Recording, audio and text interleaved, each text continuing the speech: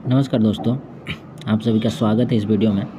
और इस वीडियो में हम लोग देखने वाले हैं चूँकि जो आपका इडियम्स एंड फ्रेज का वीडियो चल रहा था उसका पार्ट 3 है ये। इससे पहले दो पार्ट आ चुके हैं, आप उसे देख सकते हैं। और ये टॉप 200 इडियम्स एंड फ्रेज हैं जो कि एग्ज़ाम में बार बार रिपीट होते हैं। इसमें से हर एक जो कोई इडियम्स है वो लगभग 10 बार रिपीट हुआ होगा, 10 to 5, यानी कि लगभग जो शुरुआत वाले जो इडियम्स हैं, यानी कि ये जो इडियम्स आप इस वीडियो में देखने वाले हैं ये लगभग 10 या 9 बार रिपीटेड है एसएससी के एग्ज़ाम में।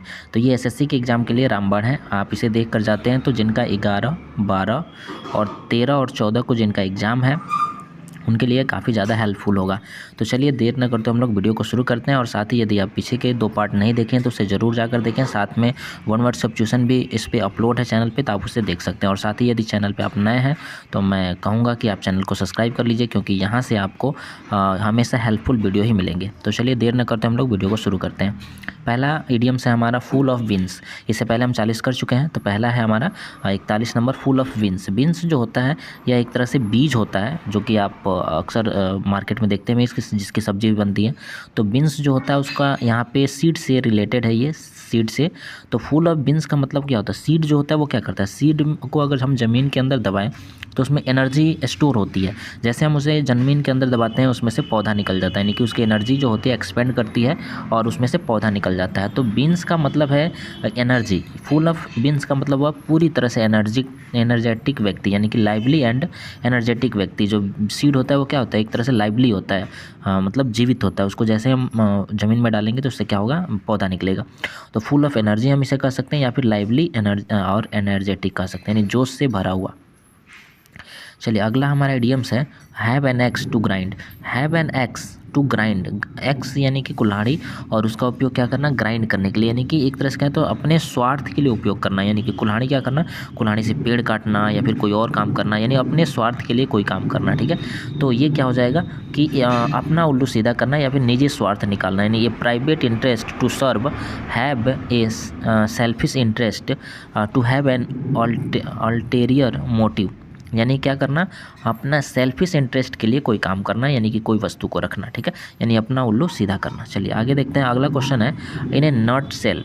नट सेल, नट जो होता है वो क्या होता है, जो आप अखरोट देखते हैं वो क्या होता है, बहुत छोटा सा होता है, बहुत छोटा सा। ठीक है, तो वही कह रहा है नॉट सेल, यानी कि जो अखरोट है उसके जो कवर है, सेल है, उसी में सारी बातों को लिख देना, सारी बातों को बता देना। तो वो क्या होगा, वेरी शॉर्टली होता है, बहुत छोटा होता है, यानी वेरी शॉर्टली होता है, यानी कि ब्रीफली और कॉन्सियसली या एक्सप्रेस वेरी ब्रीफली, यानी संक्षेप में सारी बातों को बता देना। तो इसका मतलब क्या होगा, संक्षेप में करना, यानी ब्रीफ करना। ठीक है, चलिए आगे देखते हैं। अगला क्वेश्चन है कि सी आई टू आई। तो कोई व्यक्ति जो होता है आई टू आई कैसे, आँख में आँख कैसे देखता है, आँख टू मतलब आँख में आँख डाल के कैसे बात करता है। तो यानी फुल एनर्जी आपका एग्रीमेंट होता है, यानी कि फुल एग्री होता है वो एक दूसरे की बातों से। जब कोई व्यक्ति एग्री होता है तभी वो क्या करता है, एक दूसरे की आंखों में देख के बात करता है। तो वही होना, क्या होना, पूर्ण सहमत होना। जब कोई व्यक्ति, आप खुद ही देखते हैं कि जब सहमत नहीं होता तो आँख में आँख डाल के नहीं बात करता है। तो वही यहाँ पे हो जाए ना कि पूर्ण सहमत होना है। सी आई टू आई का मतलब क्या हो गया, पूर्ण सहमत होना। बी इन फुल एग्रीमेंट या एग्री विथ ईच अदर। चलिए आगे देखते हैं। अगला क्वेश्चन है eat humble pie. To eat humble pie, तो टू एक्सेप्ट डिफेक्ट, इसका मतलब क्या होगा, टू एक्सेप्ट डिफेक्ट यानी नाक रगड़ना, यानी हार मान लेना। तो ईट हम्बल पाई का मतलब होता है, एक तरह से कहें तो हम्बल मतलब क्या होता है, विनम्र होता है। तो विनम्र का मतलब दूसरे की विनम्रता को स्वीकार करना, यानी दूसरे की विनम्रता पर एक तरह से कहें तो बच जाना। ठीक है, हार मानने का मतलब जब कोई व्यक्ति युद्ध में हार जाता था तो क्या होता था कि वो उसकी विनम्रता पर एक तरह से कहें तो जीवित बचता था। अगर वो चाहे तो उसे जीवित छोड़ता था और नहीं चाहे तो उसे मार देता था जब युद्ध में हार जाता था। तो ठीक है, तो टू ईट हम्बल पाई का मतलब क्या होगा कि हार मान लेना, यानी कि उसकी विनम्रता पर जीवित होना। यानी to accept defeat, suffer humiliation, यानी अपमान बर्दाश्त करना, या had yield under pressure, admit that you are wrong, या फिर एडमिट करना कि हम क्या है, गलत है।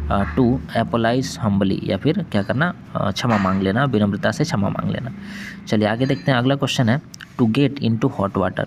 तो to get into hot water, अगर पानी खूब ज़्यादा गर्म है, अगर आप उसमें जा रहे हैं तो क्या होगा, निश्चित है कि आपको प्रॉब्लम में होंगे, ट्रबल में होंगे। तो वही है कि टू गेट इनटू ट्रबल, यानी क्या होना, समस्या में जाना। To be in a difficult situation in which you can be criticised, यानी कि ऐसे सिचुएशन में होना जहाँ आपकी क्या हो, आलोचना हो, यानी मुसीबत में पड़ना। ठीक है, चलिए आगे देखते हैं, अगला क्वेश्चन है। अगला हमारा जो इडियम्स है वो है a chip off the old block, यानी कि एक चिप को कहाँ रखना, एक ओल्ड ब्लॉक में रहना, पुराने वाले ब्लॉक में ही रखना, पुराने वाले ढांचे में ही रखना। तो इसका मतलब क्या होगा कि जैसा बाप वैसा बेटा, यानी कि reminds them of one's father, यानी किसी को उसके पिता का याद दिलाना। Someone similar in character to one's father, यानी अपने पिता के जैसे होना। रिसेंबलिंग पेरेंट्स, यानी कि अपने पेरेंट्स के जैसे, यानी जैसा बाप वैसा बेटा। तो ये आपका हो जाएगा इसका मतलब। अगला है at one's wits end. Wits मतलब होता है दिमाग, यानी कि ब्रेन से रिलेटेड है ये। तो एट वंस विट्स इंड, यानी कि जहाँ पे सभी के दिमाग चलना बंद हो जाए, यानी कि बुद्धि काम करना बंद हो जाए। तो यानी कि उस सिचुएशन को हम क्या कहेंगे, एक तरह से कहेंगे पजल्ड सी सिचुएशन कहेंगे, यानी समस्याओं से इतना चिंतित होना कि पता ही नहीं चलना कि आगे क्या करना है, यानी कितनी ज़्यादा चिंतित हो जाना, इतने ज़्यादा समस्या से घिर जाना कि आगे क्या करना है कुछ पता नहीं होना। तो उसे हम क्या कहेंगे, टू बी पजल्ड। यानी एट वंस विट्स एंड का मतलब क्या होगा, टू बी पजल्ड, कन्फ्यूज हो जाना। Not knowing what to do या क्वाइट परप्लेक्स, यानी कि क्या होना, थोड़ा डिफ़िकल्ट सिचुएशन हो जाना। बी ओवरवेलम्ड विथ प्रॉब्लम्स, यानी कि समस्याओं से क्या हो जाना, परेशान हो जाना, अभिभूत हो जाना, यानी समस्याओं में इतनी ज़्यादा चिंतित हो जाना कि आगे क्या करना है पता ही नहीं चले। ठीक है, तो एट वंस विट्स याद हो गया होगा आपको। चलिए आगे देखते हैं, अगला क्वेश्चन है। अगला हमारे इडियम्स है barking of the wrong tree, यानी कि गलत पेड़ पर भौंकना। तो इसका मतलब क्या, निरर्थक प्रयास करना, कोई फ़ायदा नहीं है। हम किसी अगर पेड़ पे भौंक रहे हैं तो कोई फ़ायदा होगा, कोई फ़ायदा नहीं होगा, कुछ भी बोल रहे हैं उससे कोई फ़ायदा नहीं होने वाला। यानी कि trying to do something in a way that will not work, यानी कि हमें उस तरीके का उपयोग करना जो काम ही नहीं करता हो। Pursue A course of action that will not likely B futile, यानी कि हम क्या करना, किसी ऐसी चीज़ पे समय बर्बाद करना जो अब काम का नहीं है। चलिए आगे देखते हैं, अगला है बेस्ट ऑफ बोथ वर्ल्ड्स, यानी कि situation where in someone has the privilege of enjoying two different opportunity या all the advantage and ideal situation, यानी क्या होना कि दोनों हाथ में लड्डू। इसका मतलब क्या होता है, दोनों हाथ में लड्डू होना। इसका मतलब ये हुआ कि दोनों तरह से समस्या, यानी कि चाहे हाँ हो या ना हो, दोनों में क्या होना, फ़ायदा ही फ़ायदा होना। तो इसे हम क्या कहेंगे, बेस्ट ऑफ बोथ वर्ल्ड्स, यानी situation where in someone has the privilege of enjoying two different opportunities all the advantage and ideal situation, यानी कि किसी भी सिचुएशन का क्या होना, या फिर ऑल एडवांटेज, सभी तरह से प्रॉफिट ही प्रॉफिट होना, चाहे ना हो चाहे हाँ हो, दोनों में प्रॉफिट होना। ठीक है, चलिए आगे देखते हैं, अगला है call it a day. Call it a day का मतलब हो गया क्या करना, अंतिम दिन आ जाना, एक तरह से कहें तो कॉल इट डे का मतलब हो जाएगा अंतिम दिन आ जाना, यानी संन्यास ले लेना। यानी किसी काम से क्या करना, डिसाइड और agree to stop doing something, यानी क्या करना, अब डिसाइड कर लेना कि हम इस दिन क्या कर लेंगे, संन्यास ले लेंगे, यानी पहले ही अनाउंस कर देना कि हम क्या कर लेंगे, इस दिन संन्यास ले लेंगे। ठीक है, तो उसी को हम क्या कहेंगे, कॉल इट ए डे या to give up work and go back at home, यानी संन्यास लेना। चलिए आगे देखते हैं, अगला इडियम्स है feathers one's own nest. Feathers one's nest, यानी क्या करना, make money in a improper way या फिर to profit in a dishonest way या प्रोमोट देयर ओन इंटरेस्ट, यानी बेईमानी करके क्या करना, धन इकट्ठा करना या धनी होना। यानी फीदर्स ओन नेस्ट का मतलब क्या होगा, अपने ही घोंसले को बढ़िया से सजाना, यानी अपने ही घर को बढ़िया से सजाना, अपने ही मतलब का काम करना, यानी कि किसी से आपका बेईमानी करके आप जैसे भी करके क्या करें, अपने लिए फ़ायदा कमाएं। तो उसे हम क्या कहेंगे कि आपका make money in improper way, यानी कि to profit in a dishonest way, यानी बेईमानी करके क्या करना, धनी होना।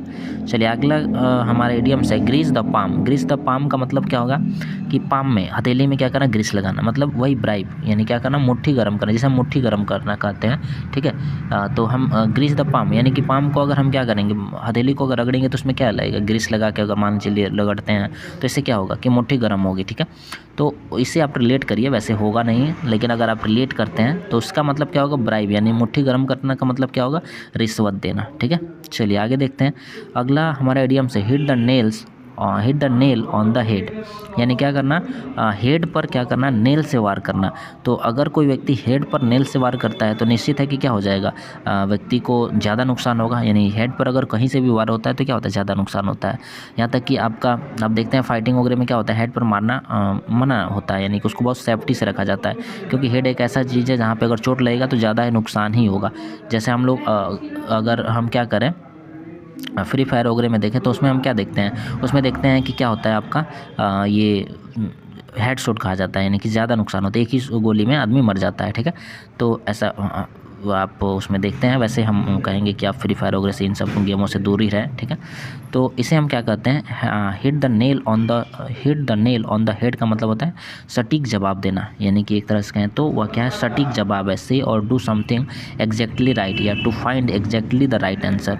चलिए आगे देखते हैं। अगला क्वेश्चन है हमारा, अगला इडियम्स है hold your horses. Hold your horses का मतलब हो गया बी पेशेंस, यानी धैर्य रखना। To tell someone to stop and consider carefully, या फिर स्लो डाउन, यानी क्या करना, टू सभी से बताना कि अब क्या हो चुका है, कंसीडर केयरफुली, मतलब to tell someone to stop, किसी को रुकना, या फिर केयरफुली कंसीडर करना, यानी एक तरह से कहें तो धैर्य होकर निर्णय लेना, या फिर स्लो डाउन होना, यानी कि धैर्य रखना।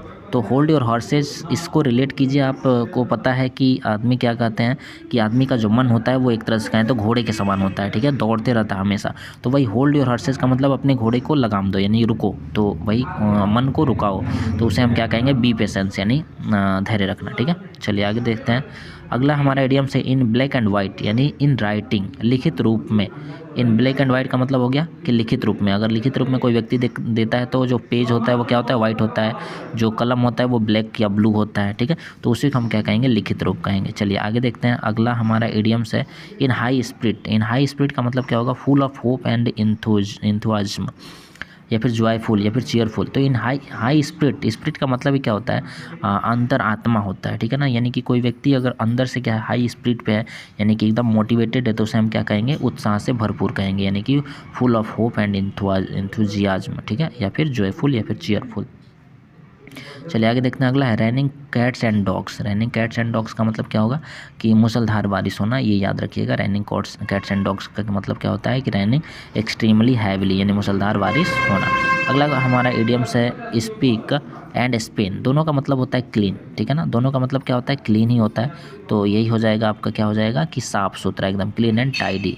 स्पीक एंड स्पेन का मतलब क्या होगा, क्लीन एंड टाइडी। अगला हमारा है to add fuel to fire. To add fuel to fire, इसका मतलब क्या होता है कि अगर कोई व्यक्ति आग में घी डालना, इसका मतलब एक तरह से कहें तो आग में घी डालना, यानी आग में क्या ऐड करना, फ्यूल ऐड करना। तो क्या होगा, कोई विवाद जो होगा वो भड़केगा ही, ठीक है। तो वही यहाँ पे है कि मेक थिंग्स वर्स, यानी कि या फिर वर्सेंड द डिफ़िकल्ट सिचुएशन। पहले से डिफ़िकल्ट सिचुएशन है उसे और ज़्यादा डिफ़िकल्ट करना। तो ये सब क्या होगा, किसी के गुस्से को और अधिक भड़काना, या फिर आग में घी डालना, इसका मतलब होगा, यानी कि चीज़ों को और ज़्यादा ही डिफ़िकल्ट करना, ठीक है। तो ये आपके 60 तक हम इडियम्स देखें हैं। बाकी इसके बाद हम देखेंगे 60 to 80 देखेंगे। तो उम्मीद है कि आपको लगभग सभी इडियम्स याद हो गए होंगे। अगर नहीं याद हुए होंगे तो एक बार दोबारा आप इस वीडियो को और देखिएगा तो ज़रूर याद हो जाएंगे। साथ ही आप क्या कीजिएगा, चैनल को सब्सक्राइब ज़रूर कर लीजिएगा ताकि आगे का वीडियो आपको मिलता रहे, ठीक है। और वीडियो को लाइक ज़रूर कीजिएगा, जिससे वीडियो एक तरह से कहें तो ज़्यादा लोगों तक पहुँचे। कमेंट कीजिएगा अगर कहीं दिक्कत हो रहा है, या फिर कहीं आप सुधार चाहते हैं इस वीडियो में कि हम कुछ अलग तरीके से पढ़ाएँ या फिर समझाएँ, तो ऐसा आप कमेंट कर सकते हैं। सुझाव के लिए कमेंट बॉक्स खुले हुए हैं। तो चलिए फिर हम मिलते हैं अगले वीडियो में।